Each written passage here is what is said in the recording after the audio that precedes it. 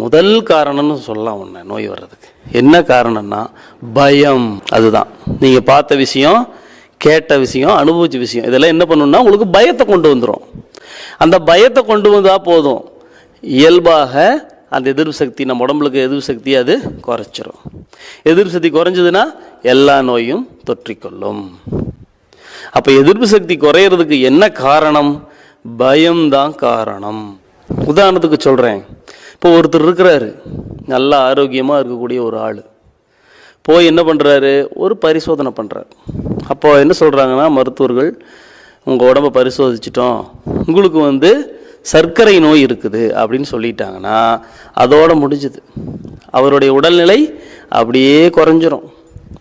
வாழ்க்கையில் எதையோ வெறுத்த மாதிரி விரக்தி ஏற்பட்டுறவருக்கு அப்படியே உடம்பு ஒல்லியாயிரும்.